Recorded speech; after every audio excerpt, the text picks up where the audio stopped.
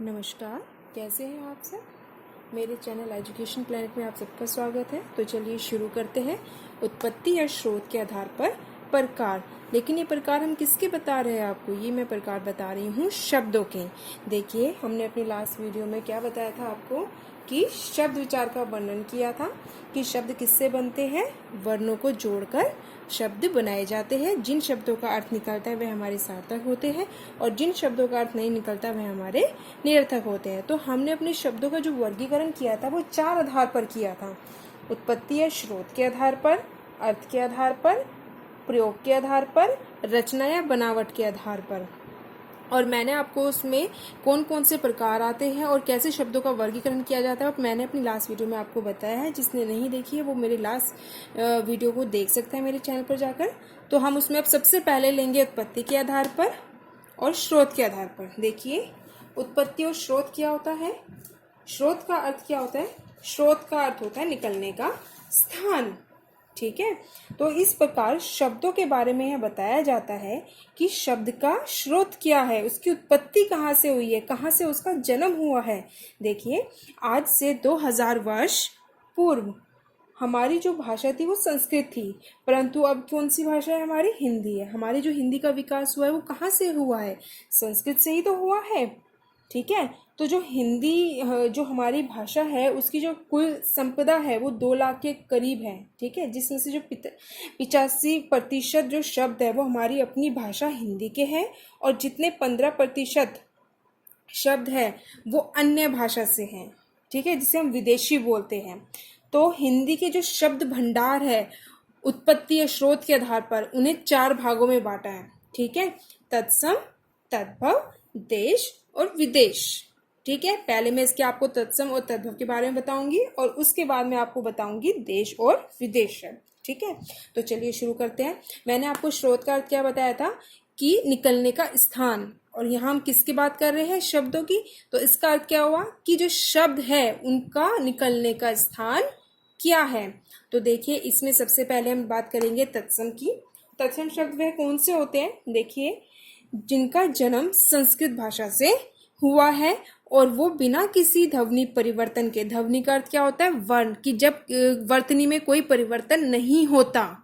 ठीक है, तो ऐसे शब्द जो संस्कृत से हिंदी में तो आए हैं लेकिन उनमें कोई बदलाव नहीं हुआ है, उसकी ध्वनि में, उसकी वर्तनी में, उसके वर्ण में कोई परिवर्तन नहीं हुआ है, वो जो कहते हो संस्कृत से हिंदी में आ गया है। अगर मैं दूसरे शब्दों में आपसे बोलूं, वे शब्द जो संस्कृत से हिंदी में बिना किसी ध्वनि परिवर्तनों से ज्यों के त्यों, जैसे थे वैसे के वैसे ही आ गए हैं, तो वह हमारे तत्सम शब्द कहलाते हैं। इसलिए तत्सम शब्द को शुद्ध रूप भी कहा जाता है। शुद्ध रूप क्यों कहा जाता है? क्योंकि उनमें कोई बदलाव नहीं होता, वो जैसे थे वो वैसे ही प्रयोग किए जा रहे हैं।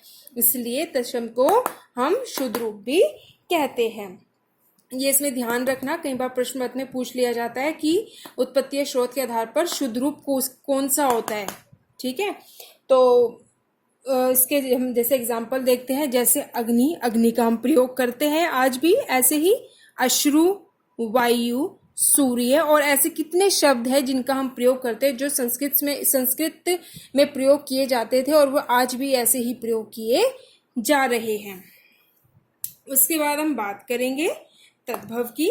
देखिए, सबसे पहले मैं बता देती हूँ तत्सम क्या था, हमारा शुद्ध रूप था, और तद्भव क्या है, हमारा अशुद्ध रूप है। अशुद्ध रूप क्यों बोलेंगे इसे? क्योंकि इसके अंदर बदलाव हुआ है। जब ऐसे शब्द जो संस्कृत से हिंदी में तो आए हैं लेकिन उनमें ध्वनि परिवर्तन हुआ है, मतलब उसके वर्णों में परिवर्तन हुआ है, उसकी वर्तनी में परिवर्तन हुआ है। ठीक है, तत्सम में क्या होगा? कोई बदलाव नहीं होता, और तद्भव में बदलाव होता है, ध्वनि परिवर्तन होता है। जैसे आंसू, आंसू का संस्कृत शब्द में कैसे प्रयोग होता था? अश्रु। ठीक है ना, तत्सम में कैसे प्रयोग होता था आंसू का? अश्रु।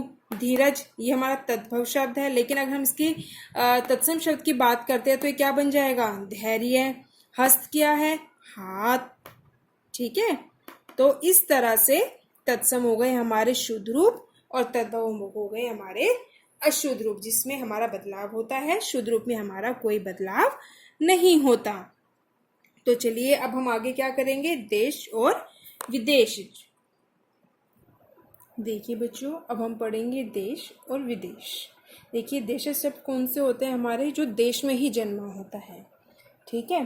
तो अतः ऐसे शब्द जो क्षेत्रीय प्रभाव के कारण अर्थात वहाँ पर रह रहे लोगों की जो बोली है और उसका प्रभाव किस तरह से पड़ता है, ठीक है, साथ ही साथ परिस्थितियाँ कैसी है, उनकी आवश्यकता क्या है, तो उन सब के आधार पर नए नए शब्दों का वर्णन किया गया, ठीक है।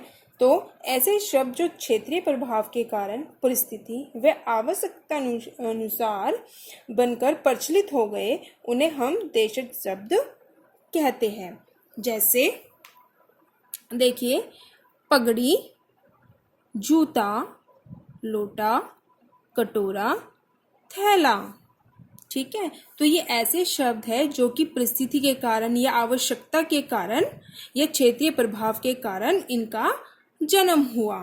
वहीं दूसरी ओर अगर हम विदेशी शब्दों की बात करते हैं तो आइए, यह कौन से शब्द होते हैं। देखिए, जो विदेशी शब्द होते हैं उसका अर्थ होता है जो विदेश में जन्मा है, इसी के कारण हम इसे आगत भी कहते हैं। आगत मतलब आया हुआ, कहाँ से आया हुआ, बाहर से आया हुआ, ठीक है, जिसका अर्थ होता है आया हुआ। क्लियर है इतना। जो विदेशी भारत आए थे तो वो अपने साथ क्या लाए, अपनी भाषा भी लेकर आए, ठीक है, जिनमें से प्रमुख कौन सी थी, अरबी, फारसी, तुर्की और फ्रेंच, ठीक है। जैसे एग्जांपल देखते हैं, जैसे हमारे कुछ अरबी शब्द क्या है, इशारा, खबर, गुलाब, आसमान, ये फारसी शब्द हो गए, है ना, गुलाब, इशारा। ये हमारे तुर्की शब्द हो गए, कैंची, चाकू। क्लियर है, बहुत आसान था ये भी, ठीक है। देश शब्द कौन से हो गए, जो देश में जन्मे हैं, कैसे जन्मे हैं, क्षेत्रीय प्रभाव के कारण, परिस्थिति के कारण और आवश्यकता के कारण। वहीं दूसरी ओर जो विदेशी शब्द है वो कैसे आए कि जो दूसरे विदेश से हमारे देश में आए और अपने साथ अपनी भाषाएं लेकर आए, तो उनसे विदेशी शब्दों का प्रचलन होने लगा, जिसमें हमारी कौन सी मुख्य रूप से भाषाएं आई थी, अरबी, फारसी, तुर्की और फ्रेंच, ठीक है। अब इनके बाद मैंने इससे पहले आपको क्या बताया था, तत्सम और तद्भव शब्द, उसके बाद हमने करे देश और विदेश शब्द। लेकिन इन चार के अलावा अब एक शब्द ऐसा आने लगा है जिनका अब प्रयोग होने लगा है, जिसे हम कहते हैं संकर शब्द। आइए पढ़ते हैं कि क्या होते हैं संकर शब्द। देखिए बच्चों, हमने अभी क्या पढ़ा है, उत्पत्ति और स्रोत के आधार पर शब्द के कितने प्रकार होते हैं, जिसमें हमने पढ़ा है तत्सम, तद्भव, देश और विदेशी, ठीक है। मैंने आपको क्या बताया कि अब इन चार के अलावा एक शब्द का प्रयोग, एक प्रकार का प्रयोग होने लगा है, कौन सा, संकर शब्द। देखिए संकर शब्द क्या कौन से होते हैं, बहुत आसान है। देखिए, दो भिन्न स्रोतों से आए शब्दों से बना शब्द कौन सा होता है, संकर शब्द आता है। देखिए, जब देशी और विदेशी शब्द मिलते हैं, ध्यान से सुनिएगा, जब देशी और विदेशी शब्द मिलते हैं उन्हें हम क्या कहेंगे, संकर शब्द कहेंगे, ठीक है। या फिर दो भिन्न भिन्न स्रोतों से आए शब्दों के मेल से बने हुए शब्दों को संकर शब्द कहते हैं। जैसे इसका उदाहरण देख लीजिए, आपको समझ में आ जाएगा। रेल गाड़ी, ठीक है, रेल अधिकतर इंग्लिश में प्रयोग किया जाता है, गाड़ी हमारा स्वयं हिंदी का शब्द है, तो रेल गाड़ी, ठीक है। सील बंद, दो अलग अलग स्रोत है तो उससे क्या बना है, सील बंद। आपने कई बार सुना होगा कि पॉकेट मार, कि वह व्यक्ति तो पॉकेट मार है, तो दो अलग अलग शब्द हुए ना, तो उनके मेल से जो नया शब्द बनता है वह हमारा होता है संकर शब्द। तो चलिए, आज हमारा उत्पत्ति या स्रोत के आधार पर जो इसके प्रकार थे वो हमारा हो गए हैं। अब हम नेक्स्ट करेंगे अपनी नेक्स्ट वीडियो में अर्थ के आधार पर, जिसमें हम करेंगे सार्थक और निरर्थक, ठीक है। तो आप इसका अभ्यास करते रहिए। अगर इसमें आपको कोई भी डाउट है तो आप मुझसे पूछ सकते हो कमेंट बॉक्स में जाकर, और हिंदी विषय से संबंधित किसी में भी अगर आपको कोई भी डाउट है तो आप मुझे कमेंट बॉक्स में बता सकते हैं। मैं उसके ऊपर एक अच्छी सी वीडियो बहुत इजी वे में आपको बता दूंगी। तो चलिए आप इसका अभ्यास करिएगा और मिलते हैं अपनी नेक्स्ट वीडियो में।